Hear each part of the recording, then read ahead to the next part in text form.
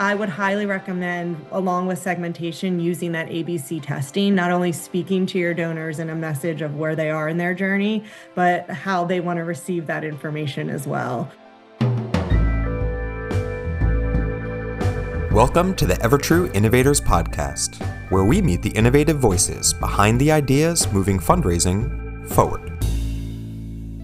Welcome to the EverTrue Innovators podcast. My name is Madeline Turner, and today I'm joined by my two co-hosts, Keith Manieri and Hannah Davis. Hello. Hello. Keith, to put you on the spot, I've got a question for you. What happens when you replace broad mailings with intentional, segmented donor journeys? Well, hopefully you get something a lot more personal. Exactly. This team reimagined annual giving by building targeted donor pools that made every appeal feel more relevant and timely throughout the year. Using PledgeMine and ThankView, they brought segmentation to life through tailored messaging, student-athlete videos, and creative day of giving engagement. Let's dive into how Westchester University Foundation built a full-year segmentation strategy that resulted in over $150,000 raised. Welcome to the Innovators podcast. We are super excited to have you here and hear about your story. For those tuning in, do you want to share a little bit about yourself and the work that you're doing? Absolutely. My name is Lauren Generis. I am the Director of Strategic Communications and Annual Giving at the Westchester University Foundation. I actually graduated from Westchester in 2012, which has really just been a full circle moment for me. It's been great to be able to give back to my university, try to teach students a lot of things about fundraising and philanthropy that I had no idea about when I was a student. So in my current role, I manage the marketing and communications department at the foundation as well as annual giving. So I have my hand in a lot of different areas, which has been really exciting for me because I get to work with a lot of EverTrue products, between ThankView and PledgeMine being two of the biggest. But yeah, it's very exciting, a lot going on in our world, and we've had a lot of great success over the last few years, which I'm excited to share. Yeah, so let's talk about some of that success. I think a couple years ago, you started building these annual giving pools specifically to be more intentional with outreach. Can you walk us through what prompted that shift, how you approach structuring those segments across the year? Yeah, absolutely. So currently in FY26, so 2 fiscal years ago, we decided to take a look at who we were actually reaching out to in annual giving. A lot of what we had done before was just based off of live bunts, sci bunts, non-donors, but it changed every time we were doing a signature appeal. So, fall, calendar year end, day of giving, and fiscal year end. And we weren't being intentional with the people we were reaching out to. It felt very it just wasn't straightforward. So what we decided to do was create these pools so that we could bring our donors and our, acquisition donors through a journey throughout the whole year. It so helped with segmentation, being able to really speak to these different groups of individuals.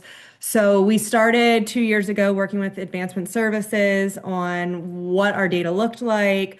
Who are these people we could bring through these pools? Who are we upgrading? Because that was really an area that we weren't focused on.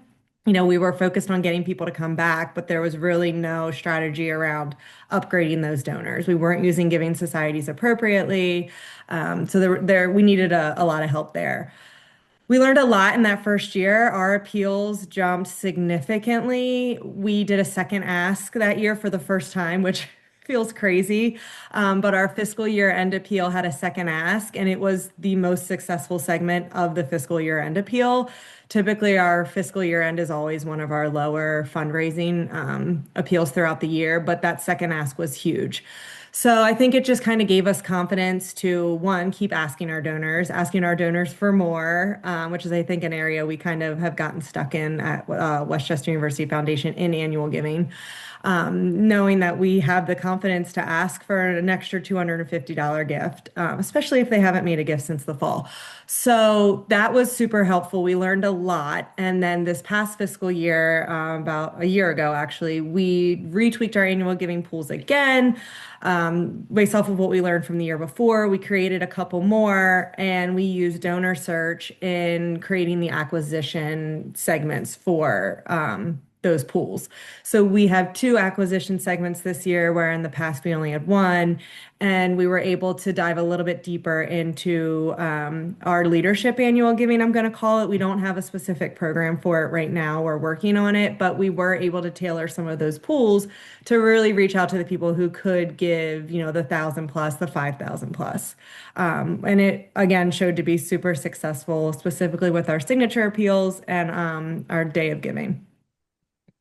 That's awesome. Well, that is awesome, and congrats on the success. Thank you for taking us through the strategy. I'm actually hoping we could dive a little bit into the tools that you used as well. Mhm. So thinking about the targeting mailing to past donors, how did tools like Pledge Mine by EverTrue, feel like I have to add that little asterisk there, make it easier to segment and personalize the ask that, eventually drove so much of the success you saw in that campaign? Yeah, it was huge. So, just in general, so I've been with the foundation for 12 years and in annual giving for most of it. When I first started, we were mailing everything in-house. Everything was hand stuffed, Oh, hand wow. folded by a folding machine. I mean, it was crazy. We eventually moved to a mail house that was close by, but moving to Pledge Mine it was huge for our program. Just the segmentation alone, I think the first time I did a mailing, I didn't even realize how really deep I could get into the segmentation, and all the different ways that I could use it. So our pools helped in that we already are a little segmented out in terms of, what those annual giving pools are. But the segmentation through Pledge Mine was super helpful working with Marie in that we were able to use, the same design, but switch out words, switch out pictures, the ask amounts, headings. It was the first time that I felt like we were really communicating really personalized with our donors. We would, of course, have like the ask amounts and their names, but it was really a way to speak to their likes and what they were giving to. So it was definitely exciting to see that paid off as the results kept coming in.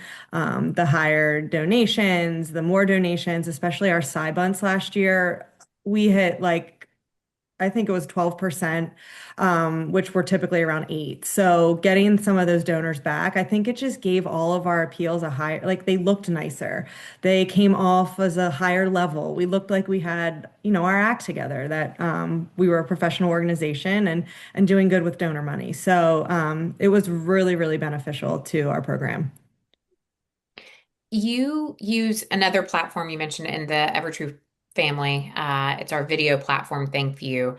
And I think the examples of your use case go well beyond like the traditional use case of ThankView videos. Mhm. Uh, from I think same day Ramios to team driven outreach. Uh, Talk to us a little bit about how the video strategy has changed the way that you're engaging with donors and what feedback maybe has stood out most to you. Yeah, I feel like we don't, sometimes I feel like we don't use thank you to thank people enough. But we really do use it in the solicitation area. We used it specifically this year with our Athletic Friends and Family campaign, which was really exciting. We had all of the coaches put together a video with their players. So we used that video request, which honestly, I feel like we use that more than anything. It's been so easy to get our university partners to send them the link. The instructions are right there. So we used that to get them to each coach to submit a video with their students that we then sent out to the students' friends and family. So the students submitted their friends and family names and email. In general, that campaign has been decreasing over the years as we have moved forward and grown our day of giving. But the comments that we got back from Aunt Patty and Nana and Pop were just amazing. People absolutely loved seeing their student athlete on a video in their inbox. So that was huge. The coaches really liked it. It was easy for them. It was not time consuming, which is something that working with the coaches, we know is like they're on limited time. They have their students a certain amount of time throughout the week, depending on if they're in season or out of season. So using Thank You for that campaign this year was awesome. It was easy, and we were on time with it. So that was really exciting. But our Ramios are probably one of my favorite things. I came up with it for our day of giving. So we did a power hour from, I think it was 9 to 10 a.m. Of anybody who made a gift of $100 or more in that hour would get a personalized Rameo. Our mascot is Rammy, so it kind of just made sense. We learned a lot. We had Rammy come in for an hour and we had a whiteboard. And of course, Rammy can't talk. So we're, writing the name up of every person who gave during that hour. And at one point, we had students with us, and a student was like, I feel like we should have more than one whiteboard. Yeah. I was like, all right, we'll add that to the list for next year. But it was our first year doing it. It was great. We got a lot of positive feedback on that as well. We saw some shares on social media, a lot of parents, again, just putting that out there. I think that's always a big one. So that was really exciting. And then we do a lot for solicitation, end of calendar year. And we're planning to do some for end of fiscal year this year as well. We have a group of students who are highly connected with the foundation. So we use them a lot in volunteer work. They're, up to speed on philanthropy. They understand the mission. So they've been super helpful in that aspect as well.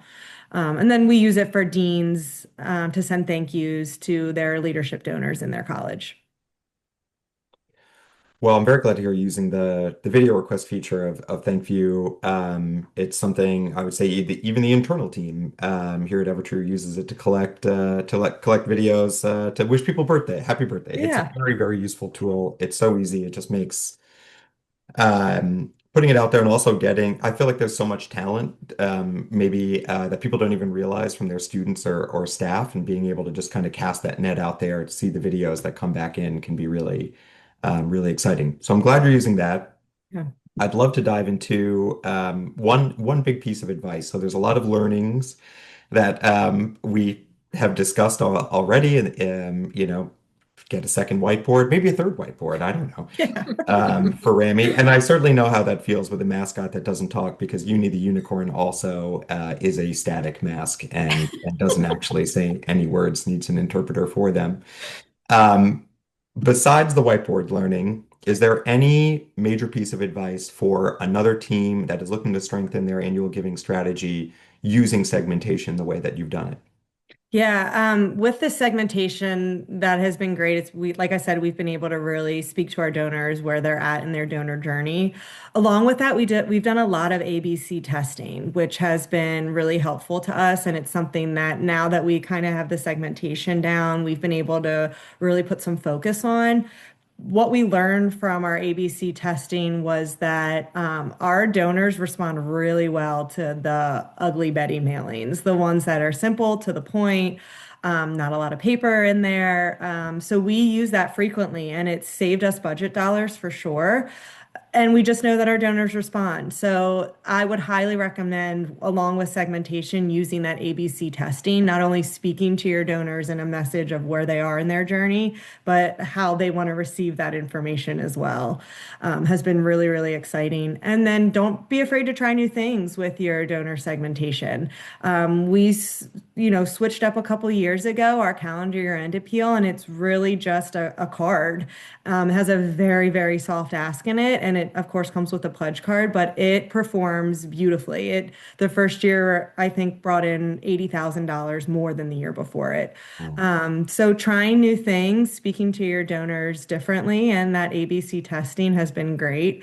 And donor data analysis. I mean, looking at your data is the best way that's going to drive future results.